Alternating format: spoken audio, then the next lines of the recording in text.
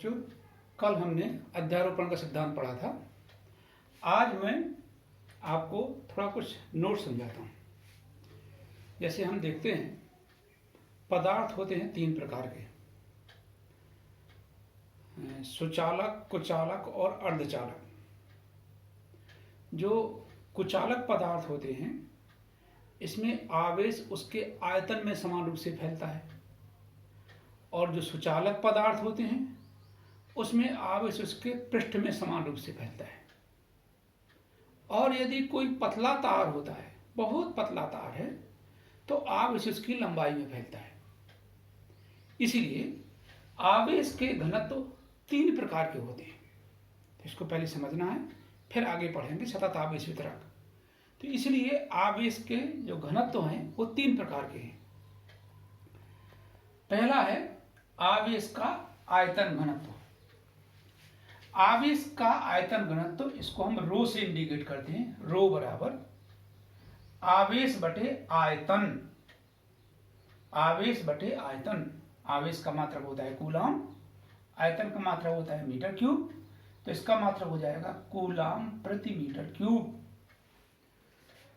दूसरा, जैसे सुचालक है, सुचालक के उसके पृष्ठ पर समान रूप से फैल जाता है आवेश, तो आवेश का पृष्ठ घनत्व छोटा सिग्मा पढ़ते हैं इसको। छोटा सिग्मा बराबर आवेश बटे पृष्ठीय क्षेत्रफल। जिस पृष्ठीय क्षेत्रफल में आवेश वितरित है, तो आवेश बटे पृष्ठीय क्षेत्रफल, इसका मात्रक हो जाएगा, आवेश का मात्रक होगा कूलाम, क्षेत्रफल का मात्रक मीटर स्क्वायर, तो इसका मात्रक होगा कूलाम प्रति मीटर स्क्वायर। अब तीसरा होता है आवेश का रेखीय घनत्व। जैसे चालक तार, पतला तार है, तो आवेश उसकी लंबाई में समान रूप से फैल जाएगा, तो वहां पर होगा आवेश का रेखीय घनत्व लैम्डा बराबर आवेश बटे लंबाई। तो आवेश का मात्रक होता है कूलाम और लंबाई का मात्रक होता है मीटर, इसीलिए इसका मात्रक हो जाएगा कूलाम प्रति मीटर। देखो बेटे, अब नेक्स्ट टॉपिक है सतत आवेश वितरक के कारण किसी बिंदु पर बल। तो सतत आवेश वितरक क्या कहलाता है? वह पृष्ठ जिस पर कई छोटे छोटे आवेश समान रूप से फैले होते हैं, तो ऐसे पृष्ठ को सतत आवेश वितरक कहते हैं। सतत आवेश वितरक तीन प्रकार के होते हैं। एक, जिसके आयतन में कई छोटे छोटे आवेश, जिसके अंदर छोटे छोटे आयतनों में कई आवेश वितरित होते हैं। दूसरा, जिसके पृष्ठ पर कई छोटे छोटे आवेश वितरित होते हैं। तीसरा, जिसकी लंबाई में कई छोटे छोटे आवेश वितरित होते हैं। तो ये कहलाते हैं आवेश वितरक। तो वह पृष्ठ जिस पर कई छोटे छोटे आवेश समान रूप से फैले होते हैं या वितरित होते हैं, सतत आवेश वितरक कहते हैं। अब माना एक सतत आवेश वितरक है जिस पर एक सूक्ष्म आवेश dq है। इससे r स्थित वेक्टर पर एक बिंदु P है जिस पर परीक्षण आवेश q0 है। जैसे ये चित्र है, ये सूक्ष्म आवेश dq है, ये सतत आवेश वितरक है, इसके पूरे आयतन में कई छोटे छोटे आवेश समान रूप से फैले हैं। इसमें सूक्ष्म आवेश dq से r स्थित वेक्टर पर एक बिंदु P है। इसमें ये पृष्ठ पर कई छोटे छोटे आवेश वितरित हैं। इसके पृष्ठ पर एक छोटा सा आवेश dq है, इससे स्थित वेक्टर r पर एक बिंदु P है। इसमें एक छोटी लंबाई dl है, इस पर एक सूक्ष्म आवेश dq है, इससे r दूरी पर एक बिंदु P है। तो इस प्रकार से एक सतत आवेश वितरक पर कहीं एक सूक्ष्म आवेश dq है, इससे r दूरी पर किसी बिंदु P पर लगने वाला बल, जबकि P पर परीक्षण आवेश q0 रखा है। फिर दोबारा समझो, इस सतत आवेश वितरक के सूक्ष्म आवेश dq से स्मॉल r स्थित वेक्टर पर एक बिंदु P है। इस P पर परीक्षण आवेश q0 है। तो इस परीक्षण आवेश q0 है, तो इस P पर लगने वाला बल सूक्ष्म आवेश के कारण, तो dF बराबर कूलाम के नियम से 1/4 pi epsilon 0 into dq into q0 बटे r स्क्वायर r कैप एकांक वेक्टर कहलाता है। अब संपूर्ण सतत आवेश वितरक के कारण q0 पर बल, तो संपूर्ण सतत आवेश वितरक के कारण q0 पर बल F बराबर हो जाएगा, इसका समाकलन कर देंगे 1/4 पाई एप्सिलॉन 0 dq q0 बटे r square r cap, q0 बटे 4 पाई एप्सिलॉन 0 को बाहर निकाल लेंगे, तो इंटीग्रेशन dq बटे r स्क्वायर r कैप। अब इसमें जो सतत आवेश वितरक हैं, जैसे आपको पहले पढ़ा चुके हैं, सतत आवेश वितरक 3 प्रकार के होते हैं, जिसके आयतन में समान रूप से फैला होता है, कई छोटे छोटे आवेश उसके आयतन में समान रूप से फैले होते हैं चित्र 1 में, और कई छोटे छोटे आवेश उसके पृष्ठ पर समान रूप से फैले होते हैं चित्र 2 में, और कई छोटे छोटे आवेश उसके लंबाई में समान रूप से फैले होते हैं चित्र 3 में। तो अब इन अलग अलग के कारण आप अभी पढ़ते हैं। हाँ, तो संपूर्ण सतत आवेश वितरक के कारण, संपूर्ण सतत आवेश वितरक के कारण q0 पर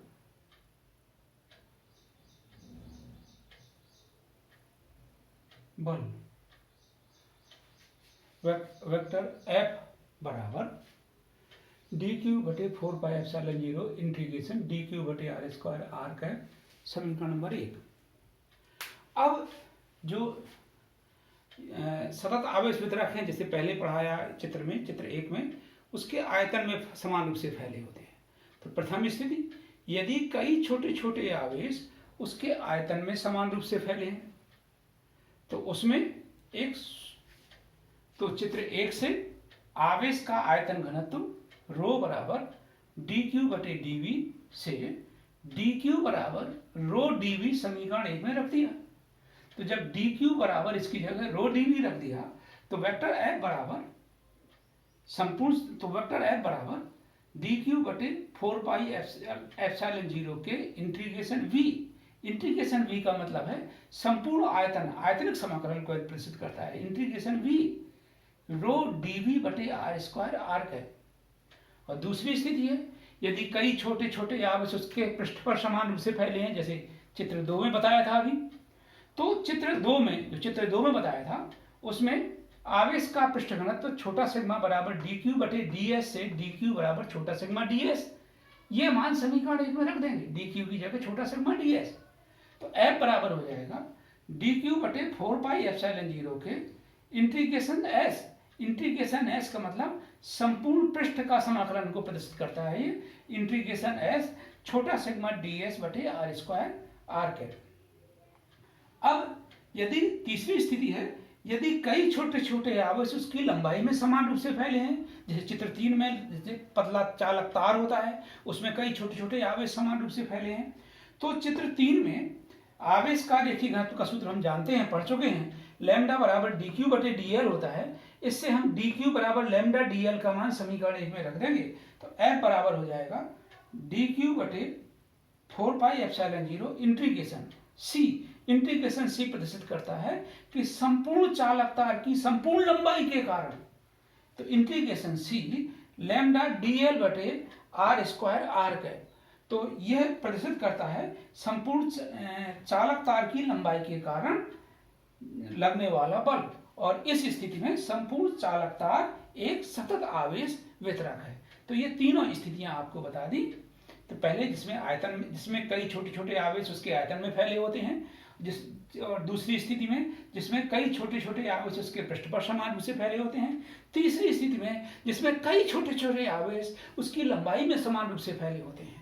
तो ये है सतत आवेश वितरक के कारण लगने वाला बल। नेक्स्ट टॉपिक है वैद्युत क्षेत्र। जैसे ये आवेश है, ये मान लो कोई बिंदु आवेश है, इस बिंदु आवेश का वैद्युत क्षेत्र ज्ञात करना है, समझना है कि इसके वैद्युत क्षेत्र क्या कहलाएगा। तो इसके पास में एक ये दूसरा आवेश लाएंगे, तो इसके चारों ओर, ऊपर नीचे चारों ओर एक क्षेत्र होगा जिस पर या तो इस पर आकर्षण बल लगेगा या इस पर प्रतिकर्षण बल लगेगा। तो इसके चारों ओर के क्षेत्र को हम वैद्युत क्षेत्र कहेंगे। जैसे ये माना कि धनावेश है, ये भी माना धनावेश है, तो इसके चारों ओर एरिया में इस पर जहां से प्रतिकर्षण बल लगना शुरू हो जाएगा वो क्या कहलाएगा? इसका विद्युत क्षेत्र कहलाएगा। और यदि ये ऋणावेश हो जाए तो उस पर आकर्षण बल लगेगा, तो इसके चारों ओर का वह एरिया होगा, वह एरिया तो जिस पर आकर्षण बल का अनुभव होगा, तो इसके चारों ओर के एरिया को हम वैद्युत क्षेत्र कहेंगे।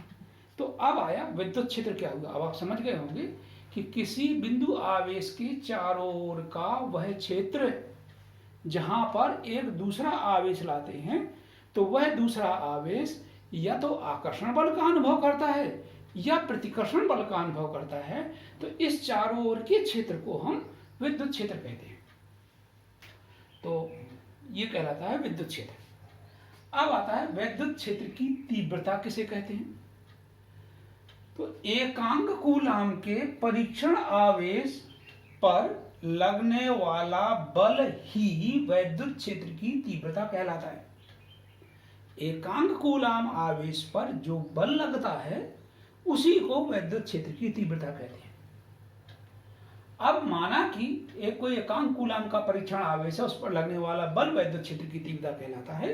तो अब हमने माना कि एक परीक्षण आवेश Q0 है, तो इस परीक्षण आवेश Q0 पर यदि लगने वाला बल F है तो वैद्युत क्षेत्र की तीव्रता वेक्टर E बराबर हो जाएगा वेक्टर F अपॉन Q0। तो इसका मात्रक हो जाएगा न्यूटन बटे कूलाम। इसकी विमा बल की विमा mlt माइनस 2, आवेश की विमा Q बराबर IT AT, तो ml a माइनस 1 और t माइनस 2, ये t है तो t माइनस 3 हो जाएगा। अब इसमें यदि हम समझें वैद्युत क्षेत्र की तीव्रता एक सदिश राशि है, यह एक सदिश राशि है, यह एक सदिश राशि है, तो इसकी दिशा वही होगी जो बल की दिशा होगी। तो अब ये कहलाता है वैद्युत क्षेत्र की तीव्रता। अब आते हैं वैद्युत बल रेखा किसे कहते हैं। तो वैद्युत बल रेखा कहलाती है वह निष्कोण वक्र जिस पर स्वतंत्र पृथक्कृत एकांक धन आवेश चलता है, इस मार्ग को बल रेखा कहते हैं। इसके मार्ग को बल रेखा कहते हैं। माने जिस रास्ते पर, जिस मार्ग पर स्वतंत्र पृथक्कृत, फ्री हो, अलग हो, स्वतंत्र हो, एकांक धन आवेश चलता है, इसको हम बल रेखा कहते हैं। अब इसमें मैंने यहां पर 3 चित्रों में आपको समझाने का प्रयास किया है कि बल रेखा कैसे बनती है। जैसे ये धनावेश है, यदि इसके पास में हम एकांक धनावेश यहां रख देंगे तो इस एकांक धनावेश को यह धनावेश प्रतिकर्षित करेगा, तो एकांक धनावेश बाहर की ओर जाएगा। ऐसे यहां रख दोगे तो यह आवेश इस एकांक धनावेश को प्रतिकर्षित करेगा, तो एकांक धनावेश बाहर की ओर जाएगा। ऐसे एकांक धनावेश को यहां पर रख दोगे तो यह धनावेश इस एकांक धनावेश को बाहर प्रतिकर्षित करेगा। अतः